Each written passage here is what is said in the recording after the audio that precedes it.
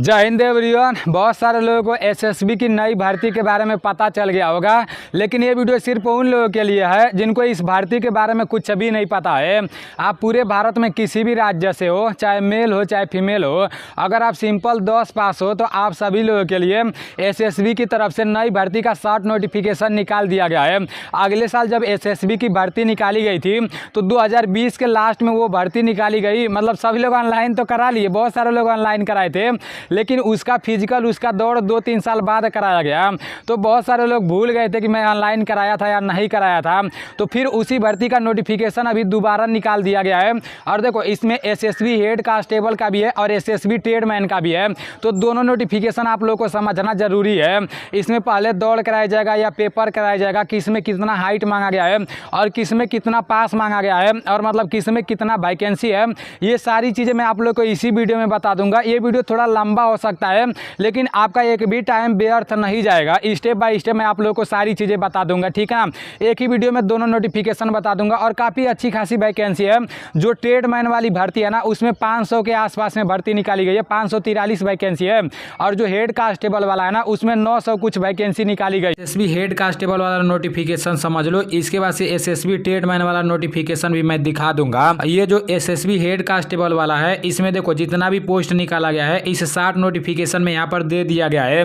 Head constable electrician का है, head constable mechanic का है, हेड कांस्टेबल स्टेवर्ड का है, हेड कांस्टेबल वेटनरी का है और हेड कांस्टेबल कम्युनिकेशन का है। तो ये रहा हेड कांस्टेबल वाला। और head constable electrician mechanic veterinary and communication. अगर आप head constable electrician mechanic veterinary and communication में फार्म भर रहे हो, तो इसमें जैसे इंडियन लोग भी फार्म भर सकते हैं, और यहाँ पर दिया है नेपाल के लोग भी फार्म भर सकते हैं और भूटान के लोग भी फार्म भर सकते हैं। तो आप लोग सोच लेना भाई, तीनों देश के लोग इसमें फार्म भर सकते हैं। अब नीचे यहाँ पर दिया है कि फॉर हेड कांस्टेबल स्टेवर्ड। ये जो स्टेवर्ड वाला पोस्ट है ना, इसमें सिर्फ इंडियन फार्म भरेंगे, इसमें भूटान वाले और नेपाल वाले फार्म नहीं भरेंगे। तो इसको आप लोग अच्छे से देख लेना। वैकेंसी है वो भी यहाँ पर दिया गया है। अगर आप हेड कांस्टेबल इलेक्ट्रीशियन वाले में फार्म भरोगे तो यूआर कैटेगरी के लिए 7 वैकेंसी है, ईडब्ल्यूएस के लिए 1 वैकेंसी है, ओबीसी के लिए 4 वैकेंसी है, एससी के लिए 2 वैकेंसी है और एसटी के लिए 1 वैकेंसी है। टोटल मिला अब दिया है head constable mechanic only for male, इसमें सिर्फ लड़के फार्म भरेंगे, ठीक है ना। तो इसमें यूआर के लिए 134 वैकेंसी है, ईडब्ल्यूएस के लिए 18 वैकेंसी है, ओबीसी के लिए 77 वैकेंसी है, एससी के लिए 45 वैकेंसी है, एसटी के लिए 22 वैकेंसी है। तो टोटल मिलाकर 296 वैकेंसी हुआ है हेड कांस्टेबल मैकेनिक वाले में। हेड कांस्टेबल और स्टेवर्ड वाले में यूआर के लिए 2 वैकेंसी है, बाकी किसी के लिए 1 भी वैकेंसी नहीं है। तो सोच समझकर आप लोगों को फार्म भरना है, ठीक है ना। अभी नीचे आप लोगों को ये भी बता दे रहा हूँ किसमें कितना एज मांगा है और किसमें कितना पास होना चाहिए। देखो आप लोग इसमें सोच समझकर फार्म भरना। सिर्फ 2 ही वैकेंसी है, वो भी यूआर जनरल के लिए 2 वैकेंसी है, बाकी किसी कैटेगरी के लिए 1 भी वैकेंसी नहीं है। अब हेड कांस्टेबल वेटनरी वाले में यूआर के लिए 13 वैकेंसी है, ईडब्ल्यूएस के लिए 1 वैकेंसी है, ओबीसी के लिए 1 वैकेंसी है, एससी के लिए 6 वैकेंसी है, एसटी के लिए 2 वैकेंसी है। तो टोटल मिलाकर 23 वैकेंसी हुआ है। हेड कांस्टेबल कम्युनिकेशन वाले में देखो जनरल के लिए 276 वैकेंसी है, ईडब्ल्यूएस के लिए 57 वैकेंसी है, ओबीसी के लिए 94 वैकेंसी है और एससी के लिए भी 94 वैकेंसी है और एसटी के लिए 57 वैकेंसी है।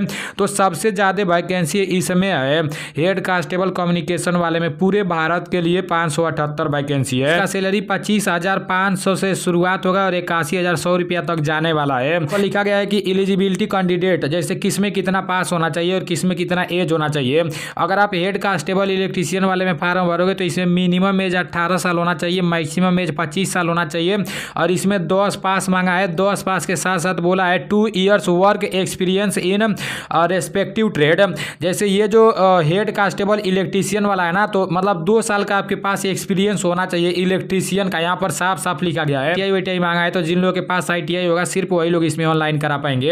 अब यहाँ पर हेड कांस्टेबल और मैकेनिक ओनली फॉर मेल वाले में मिनिमम एज 21 साल मांगा है, मैक्सिमम एज 27 साल मांगा है और इसमें भी 10 पास मांगा है। 10 पास के साथ साथ यहाँ पर लिखा गया है कि डिप्लोमा होना चाहिए और यहाँ पर ड्राइवरी लाइसेंस भी मांगा गया है। तो इसको आप लोग देख लेना। जो सिंपल 10 पास है अभी उसको भी मैं आप लोगों को बता दे रहा हूँ। कांस्टेबल स्टेवर्ड का है, इसमें मिनिमम एज 18 साल होना चाहिए, मैक्सिमम एज 25 साल होना चाहिए। इसमें भी 10 पास मांगा है और 10 पास के साथ साथ बोला है कि 1 साल का एक्सपीरियंस होना चाहिए आपको आपको मतलब ये स्टे वर्ड में, ठीक है ना। कांस्टेबल वेटनरी इसमें भी मिनिमम एज 18 साल, मैक्सिमम एज 25 साल, इसमें 12 पास होना चाहिए, ठीक है ना। वेटनरी वाले में 12 पास होना चाहिए और 12 पास के साथ साथ डिप्लोमा कोर्स भी यहाँ पर मांगा गया है। तो ये डिजायरेबल है, ठीक है ना। अगर रहेगा तो आपको छूट मिलेगा, अगर नहीं रहेगा तभी भी कोई दिक्कत नहीं होगा। अब यहाँ पर हेड कांस्टेबल कम्युनिकेशन बोला गया है। हेड कांस्टेबल कम्युनिकेशन में सबसे ज़्यादा सीट है, मैं आप लोगों को पहले ही बता दिया हूँ। इसमें मिनिमम एज 18 साल होना चाहिए, मैक्सिमम एज 25 साल होना चाहिए और इसमें भी 12 पास मांगा है। और 12 में कौन कौन सा सब्जेक्ट होना चाहिए, फिजिक्स, केमिस्ट्री, मैथ होना चाहिए, ठीक है ना। तो इसको आप लोग देख लेना, अच्छे से इसको देख लेना। जो भी इंपॉर्टेंट बात लिखा गया था वो पूरा का पूरा बात मैं आप लोगों को बता दिया हूँ। ये रहा एसएसबी ट्रेडमैन का शॉर्ट नोटिफिकेशन। इस नोटिफिकेशन में जो कुछ भी लिखा गया है मैं आप लोगों को सारी की सारी चीज़ें बता दे रहा हूँ। Carpenter, blacksmith, driver, tailor, gardener, cobbler, veterinary, painter, washerman, barber and सफाई वाला। तो इतना मतलब पोस्ट ट्रेडमैन में निकाला गया है। अब यहाँ से इतना पोस्ट में वाशरमैन में, बार्बर में, सफाई वाला में, टेलर में, गार्डनर में एंड कोबलर वाले में सिर्फ इंडियन लाइन करा सकते हैं, ठीक है ना, पूरे भारत के लिए है। अब यहाँ पर लिखा गया है कि मतलब कांस्टेबल ड्राइवर वाले में और वेटनरी वाले में, कारपेंटर वाले में और ब्लैक स्मिथ वाले में और पेंटर वाले में मतलब इंडिया के लोग भी करा सकते हैं, नेपाल के लोग भी करा सकते हैं और भूटान के लोग भी करा सकते हैं। मतलब तीनों देश के लोग इसमें ऑनलाइन करा सकते हैं। तो भाई आप लोग सोच समझकर फार्म भरना, ठीक है ना। आप लोग देख रहे हो ना, ऊपर वाले में सिर्फ इंडियन लोगों से कंपटीशन होगा और नीचे वाले में नेपाल के लोग भी करा सकते हैं और भूटान के लोग भी करा सकते हैं। अब किसमें कितना पास मांगा है और किसमें कितना वैकेंसी है इसको भी मैं आप लोगों को समझा दे रहा हूँ। आप लोग को अच्छे से समझते हुए चलना है। केवल कारपेंटर वाले में टोटल पूरे भारत के लिए एक वैकेंसी है। अब किस कैटेगरी के लिए कितना है वो भी आप लोग देख लो। सिर्फ ओबीसी के लिए एक वैकेंसी है, बाकी किसी कैटेगरी के लिए कांस्टेबल कारपेंटर वाले में एक भी वैकेंसी नहीं है। अभी नहीं कि पगला के जाना इसी में फार्म भर देना। आप लोग देख लेना, सोच समझ लेना तब जाकर फार्म भरना है। कांस्टेबल ब्लैक स्मिथ वाले में पूरे भारत के लिए 3 वैकेंसी है, जिसमें यूआर के लिए यहाँ पर 2 वैकेंसी दिया है और ओबीसी के लिए 1 वैकेंसी दिया है। कांस्टेबल ड्राइवर वाले में पूरे भारत के लिए 96 वैकेंसी है, जिसमें यूआर केवल टेलर वाले में पूरे भारत के लिए 4 वैकेंसी है, जिसमें यूआर के लिए सिर्फ 4 वैकेंसी है, बाकी किसी कैटेगरी के लिए एक भी वैकेंसी नहीं है। कांस्टेबल गार्डनर वाले में पूरे भारत के लिए 4 वैकेंसी है, इसको आप लोग देख लेना किस कैटेगरी के लिए कितना वैकेंसी है। कांस्टेबल कोबलर वाले में पूरे भारत के लिए 5 वैकेंसी है। कांस्टेबल वेटनरी वाले में पूरे भारत के लिए 24 वैकेंसी है। कांस्टेबल पेंटर वाले में पूरे भारत के लिए 3 वैकेंसी है और कांस्टेबल वाशरमैन में, वाशरमैन भरना है वहाँ पर बता दिया है। मतलब इसमें लड़कियाँ भी फार्म भर सकती है, नहीं तो यहाँ भी ओनली फार्म मेल दे देता। अब यहाँ पर देखो कांस्टेबल वाशरमैन वाले में पूरे भारत के लिए 58 वैकेंसी है। किस कैटेगरी के लिए कितना वैकेंसी है इसको आप लोग देख लेना। अगर एक एक करके बताने लगूंगा तो वीडियो काफ़ी लंबा हो जाएगा। यहाँ पर दिया है कांस्टेबल बार्बर ओनली मेल, तो इसमें भी सिर्फ मेल फार्म भरेंगे। पूरे भारत के लिए 19 वैकेंसी है। कांस्टेबल सफाई वाले में भी सिर्फ मेल फार्म भरेंगे, पूरे भारत 80 वैकेंसी है। और कुक वाले में सिर्फ मेल फार्म भरेंगे, इसमें पूरे भारत के लिए 165 वैकेंसी है। और यहाँ कांस्टेबल कुक यहाँ पर भी कुक दिया है फीमेल वाला, तो इसमें पूरे भारत के लिए 1 वैकेंसी है, वो भी जनरल से फाइट करेंगे सब। उसके बाद से वाटर कैरियर का दिया है, इसमें सिर्फ लड़के फार्म भरेंगे, इसमें पूरे भारत के लिए 79 वैकेंसी है। कांस्टेबल ड्राइवर वाले में मिनिमम में 21 साल होना चाहिए, मैक्सिमम में 27 साल होना चाहिए, इसमें 10 पास मांगा है। 10 पास के साथ साथ ड्राइवरी लाइसेंस होना चाहिए ड्राइवर वाले में, ठीक है ना। अब कांस्टेबल वेटनरी वाले में बोला है कि मिनिमम एज 18 साल होना चाहिए, मैक्सिमम एज 25 साल होना चाहिए।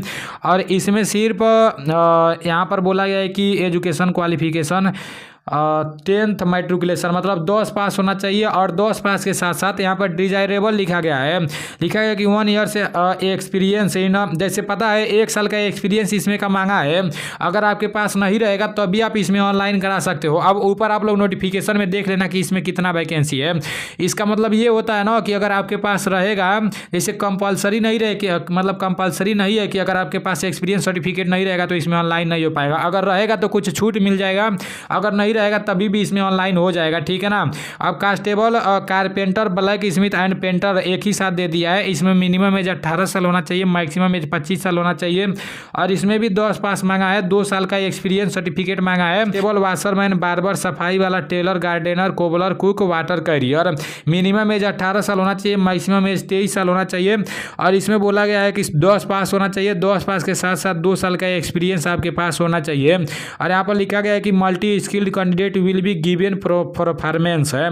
तो आप लोग का टेट टेस्ट भी कराया जा सकता है क्योंकि ये ट्रेड मैन की भर्ती है। शॉर्ट नोटिफिकेशन में इसके सिलेक्शन प्रोसेस के बारे में नहीं बताया गया है और ना ही इसके हाइट के बारे में बताया गया है, लेकिन इसके पहले जब एसएसबी की भर्ती निकाली गई थी तो उसका सिलेक्शन प्रोसेस क्या था और उसमें कितना हाइट मांगा गया था उसके अनुसार मैं आप लोगों को बता दे रहा हूं, ताकि आप लोगों को थोड़ा बहुत आइडिया लगे कि मतलब इसमें पहले क्या कराया जा सकता है, कितना हाइट लग सकता है।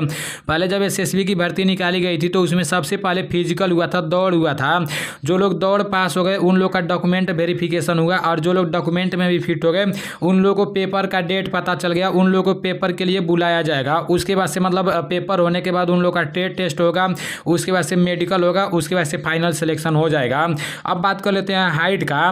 तो देखो अगले साल यूआर ओबीसी और एससी कैटेगरी के लिए 167 सेंटीमीटर हाइट था और नॉर्मल चेस्ट 78 सेंटीमीटर था, फुलाकर 83 सेंटीमीटर था।